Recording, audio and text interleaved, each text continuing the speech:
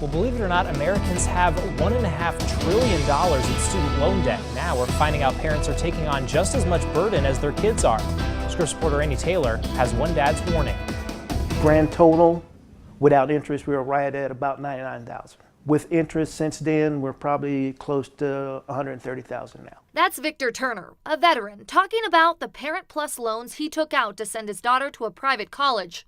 She has a learning disability, and he wanted to give her the best chance at success. All the loans, I think the highest one, actual payment would be about $130 a month, but there are 7 of them. Now back in school himself and caring for his new son, Victor's not the only parent risking their financial future for their child's future. In 2016, an average parent owed about $32,000 on loans to help pay for their child's education.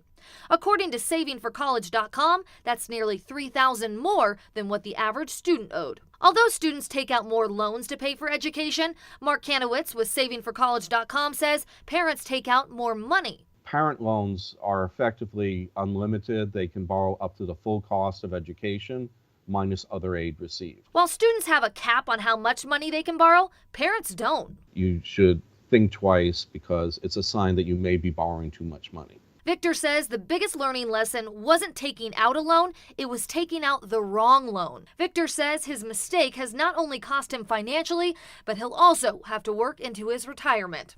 I'm thinking at least another 10 to 15 years of work. I'm Annie Taylor reporting.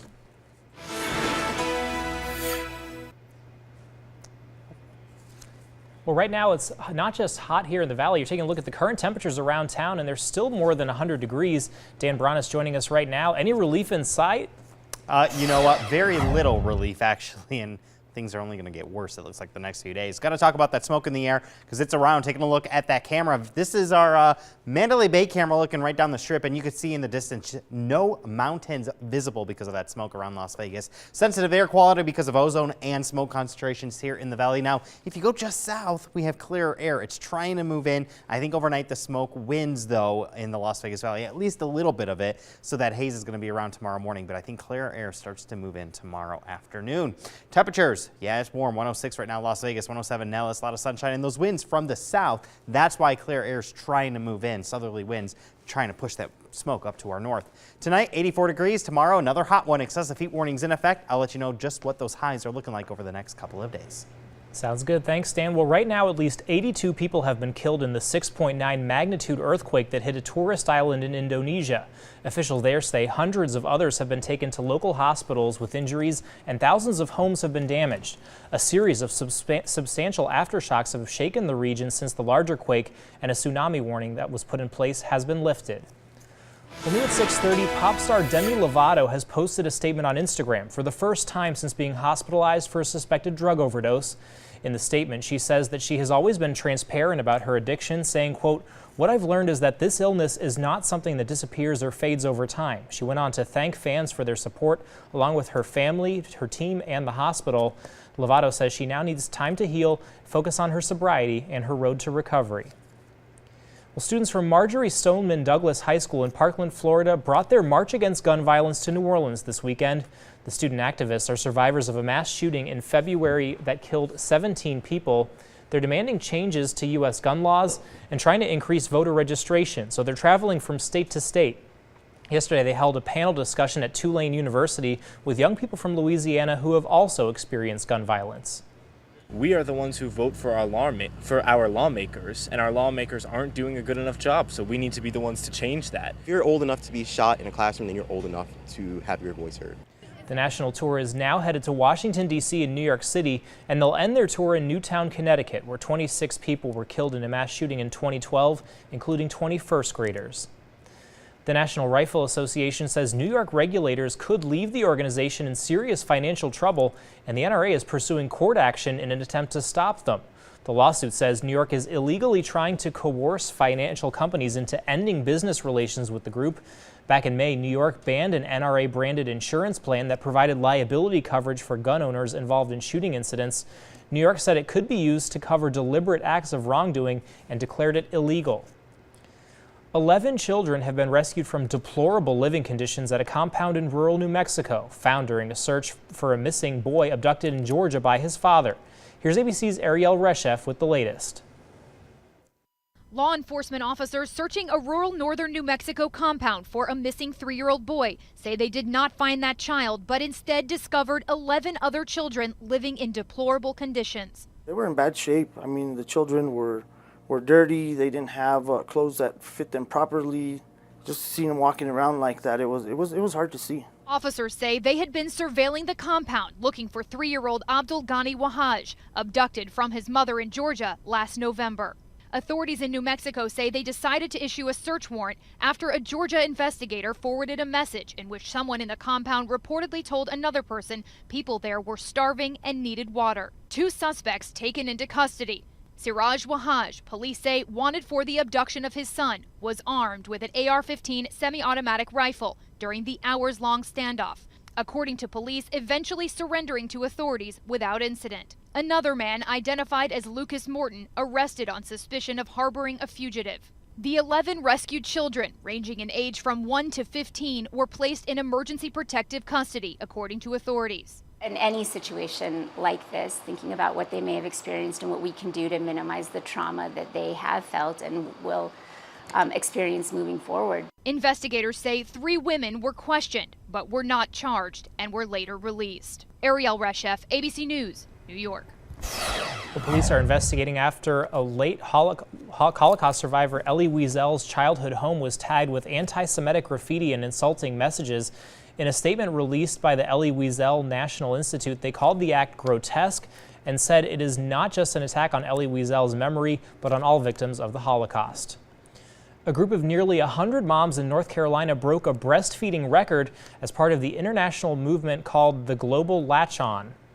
I love that we can see how many women are united in the same purpose, and it just makes you feel like you have a tribe and that there are people out there who are going to support you, and because breastfeeding is really hard. 94 nursing moms participated to bring awareness to the importance of breastfeeding. The American Academy of Pediatrics recommends mothers exclusively breastfeed babies for the first 6 months of their life, no other food or drink. Well, neighbors called the cops on a little girl selling cookies. The reason they called 911 and what the little girl says they should have done first. Plus, one woman says she may have a solution to save bees, and you can help. The easy things you can do to help keep them buzzing. Illusionist Criss Angel will move his show to the Planet Hollywood this December. The new show will take place in the newly renamed Criss Angel Theater. The production will incorporate cutting-edge technology and is supposed to include more than 75 illusions.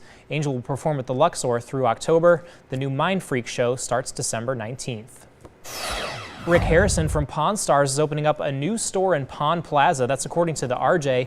It's going to be called Rock's Picks. It'll offer especially rare items that he personally picked out from Gold and Silver Pawn. No word yet on when it will open. Well, cookie crackdown. All one little girl wanted to do was sell some homemade cookies and water near her Cedar Falls, Iowa neighborhood, and she was doing it well. In fact, too well. Neighbors calling the cops because they didn't like all the traffic taking over their streets. The traffic is getting to the point that they're using our driveway to turn around, which is fine, but they almost hit my daughter. I mean, it's getting out of control. 10-year-old Savannah forced to change locations, but business just not the same a few blocks away. She just wishes those who were upset would have just talked to her family first. I just wish that we could have known first because we didn't know anything, and it's just hard to believe that they didn't come talk to my mom first. Savannah says she planned to spend her cookie money on some school clothes. She also says her dream is to one day open up her own bakery. Now, 13 First Alert weather. Good evening, everyone. I'm 13 First Alert meteorologist Stan Broadus. Now, looking outside, yes, we have some haze out there once again, similar to yesterday night. Now, this haze, not as bad as this morning, but it's still pretty bad when you think about it, because you can't really see the mountains looking at the cameras right now. You might be able to see them if you live closer to them, but if you're in the middle of town, it's definitely hard to see. Another day of heat, 55 days with 100 plus for Raising Cane's donating Make-A-Wish. That's $5,500 donated. We have 57 days total all year, though, at 100, 2 of them before Memorial Day. That started at Memorial Day, Raising Cane's. The average is 70, so we're already pretty close to that average, and last year 86 days at 100 plus for Las Vegas. There's your high today, 108 McCarran, 98 Summerlin though, 108 North Las Vegas, 113 in Henderson, 108 Boulder City. Temperatures right now about the same as our highs, a couple degrees cooler in most areas. Allergy counts, every category low, very low, and that's going to stay that way. Showing you the tropics because we have a storm brewing out in the Pacific. This storm isn't even named yet, but winds at 35 miles an hour. You can see it's located right there off the coast of Mexico. Now, this storm is going to strengthen into a Category 2 storm just off the coast of the Baja. Now, the moisture with it is going to start streaming into the states. Now, I drew 3 different lines here. The line with the bigger arrows is the more likely scenario of the moisture moving. It looks like it's going to stay in Arizona, but there's a slight chance some of that moisture is going to move right into southern Nevada. We'll have to see how this plays out, but I think most of that moisture is going to stay back to our east. But it is going to help drop our temperatures a little bit at least. Phoenix under a heat advisory, or a heat warning I should say, until tomorrow. That's it. We have one starting tomorrow lasting through Wednesday. Now Phoenix expires tomorrow because that monsoon moisture once again moving up from Mexico. That's going to help cool them off, and once that moisture reaches us, that's why we're going to start cooling off our temperatures. Tonight, not terrible, but still mid-80s expected in most parts of the valley with a couple 70s out there for early tomorrow. Daytime highs, 110 in Las Vegas underneath that excessive heat warning, 108 for Spring Valley, 84 up in the mountain, 102 out in Red Rock. And over the next week, temperatures are remaining above average. We're talking over the next couple of days near 10 degrees above average, then about 5 degrees above average by the end of the week. We're still going to be approaching 110. Here's the weekend forecast: 108 Friday, 108 Saturday, then 107 on Sunday. Mostly dry conditions. I'd say a 10% chance of rain every day, probably a little bit better on Sunday. That monsoon moisture starts to move in Wednesday. It's going to hold off, I think, for Las Vegas. I think it's going to stay just to our south or along the river. That's why our temperatures drop to just 109 on Thursday. Now, if that monsoon moisture does actually move up into the valley, these numbers are all going to be a little bit cooler. Overnight lows are going to be in the 80s, but a hot week in Las Vegas with some smoke and haze still expected Monday and possibly even into Tuesday. Tom.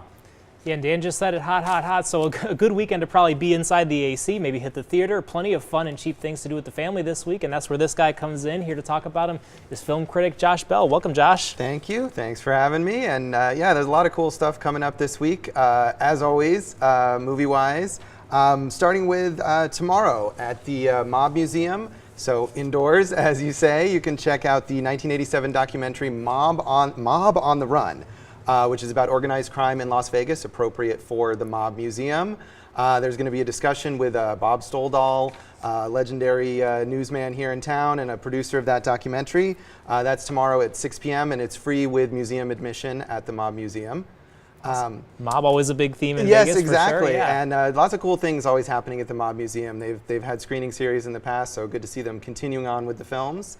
On Tuesday at the Clark County Library, part of their regular Tuesday afternoon at the Bijou series that they do with classic films. And for the month of August, they're launching the comedic talents of Marilyn Monroe. That's their theme. So we're starting with Gentlemen Prefer Blondes with Marilyn Monroe and Jane Russell. Very entertaining, great performances, very funny movie. That's on Tuesday at 1 p.m. at the Clark County Library, and that'll continue on every Tuesday through August if you want to check out some Marilyn Monroe movies. Cool. So multiple times to check it out. Yeah, every Tuesday. I think The 7-Year Itch is coming up, and How to Marry a Millionaire. Lots of entertaining movies on Tuesdays. Cool. And then starting on the 10th and 11th of August at Wet n Wild. It's the final show of their Dive-In Movies series. You can take the family, go into Wet n Wild, lounge around in the pool, and watch the family animated film Deep. And that's the last chance to do that this summer, so that's free with park admission at Wet n Wild. So you're actually in the pool while you're watching? In the pool, watch the movie, and then of course you're in the park, so you can go on some water slides and take full advantage of Wet n Wild, and then chill out for a bit and watch a movie with the kids. That sounds like an awesome idea. I've never heard of that, actually watching it while you're in the water. That seems pretty sick. That's been going on this whole summer at Wet n Wild, and so this is the last chance to check it out. On the 12th, that's next Sunday, at the House of Blues, we've got Rocky Horror Live, and this is a Rocky Horror Picture Show with live performers, and it's got all sorts of performers from shows on the Strip. So last week I talked about a kind of a community one, and this is maybe a bigger production with people from various Strip productions, and you can watch the movie and see the live interaction with the movie at the House of Blues. That's on Sunday the 12th at 7 p.m. For $10 to $15, and it's sort of a pro-level fan thing that's going on there at the House of Blues. Cool. And then finally, starting next Sunday and then also on the 13th and 15th of August, the movie Grave of the Fireflies, which is a classic Japanese animated film taking place during World War II. Maybe not kid-friendly entirely. It is animated, but it's more of a sad historical drama, but kind of teens and up. Go check that out. That's going to be out in multiple theaters all around town. It's a 30th anniversary re-release, remastered. That's on the 12th in the afternoon and on the 13th and the 15th at 7 p.m. And fathomevents.com is where you can find all the info on that. Awesome. So really something for everybody. This guy knows it all. Thank you. Yeah, there's a lot going on this week and always cool stuff to see at the movies. For sure. Check some of it out. All right. Well, we always hear it, and we'll head back to break first. Well, we always hear it, save the bees, but there's an expert who says it's easier than you think. Scripps reporter Kumasi Aaron met up with her and found out it's not just the bees who benefit. We all know how good it can feel to pull into a rest stop on a long road trip. Well, this is what that moment looks like for a bee rest stop planted on the side of a parking lot. Before, it was just one shrub along the entire parking lot everywhere. Danielle Balat is the professor who created the Forgotten Hive. This is a fireweed for often forgotten native bees. They're in here. She added nearly 24 different plants here in an effort to give them a place to get food year-round. These native bees, some of them can only fly about 3 blocks before they need more food. And so if we don't have a frequent enough system, they're going to potentially die trying to get to their next big park space. Danielle says there are more than 3,600 native bee species around the country, and they're not just cool to look at. They are more efficient pollinators for crops than the honeybees we often think of. You're not going to go and eat rice every day for dinner, right? And neither are these bees. So by creating diversity for them, they're going to help support diversity for us on our dinner plates. The patience in this has to be pretty strong. Danielle comes to this lot once a week to observe the bees. This is one of our bumblebees. And sometimes catch a few to know which bees the plants are attracting. If some of them aren't attracting native bees and we're not catching them on them, we won't plant them in the next lot. Danielle hopes to spread the word. It's only been here for a couple weeks. And to spread hives like these to parking lots around her city, the country, and the world. We're looking at a large amount of urban land that can be converted into productive green space for a variety of benefits.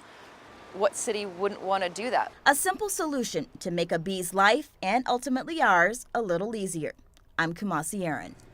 Pretty cool story. Thanks, Kumasi. Well, stay with us. We'll be right back with a final check of your forecast. Right now, here's a live look out at the valley. You're watching 13 Action News, where we bring you breaking news fast and first.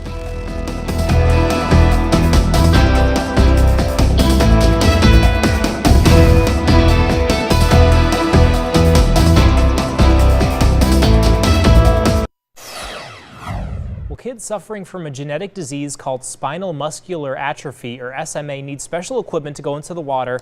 This genetic mutation limits their ability to walk, eat, or in some cases breathe without a ventilator. But with the help of some volunteers and a surfing dog, they're hanging 10 on the California coast.